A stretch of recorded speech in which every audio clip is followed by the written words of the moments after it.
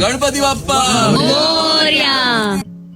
आजचा दिवस काश्मीरच्या सौंदर्याच्या अजून एका अप्रतिम अध्यायासारखा होता. सकाळी श्रीनगरमधून सोनमर्गकडे निघालो आणि प्रवास सुरू होताच प्रत्येक वळणावर निसर्गाने जणू आपली जादू दाखवायला सुरुवात केली. सोनमर्ग म्हणजे मेड ऑफ गोल्ड. बर्फाच्छादित पर्वतांच्या सानिध्यात उभं राहिल्यावर जाणवतं निसर्गाची भव्यता किती शांत आणि तरीही प्रभावी असू शकते.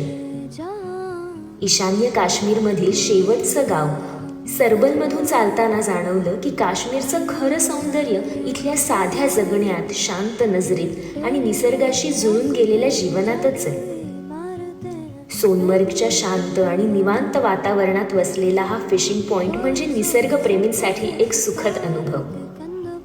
थंडगार हवेत समोर धुक्याने झाकलेले पर्वत आणि हातात गरमागरम चहा आणि मॅगी म्हणजे वेगळंच सुख. पावसात भिजलेल्या रस्त्यांमधून वाट काढत हॉटेलला पोहोचलो. आजचा दिवस संपला पण मन अजूनही त्या धुक्या, त्या पर्वतांच्या मिठीत हरवलंय.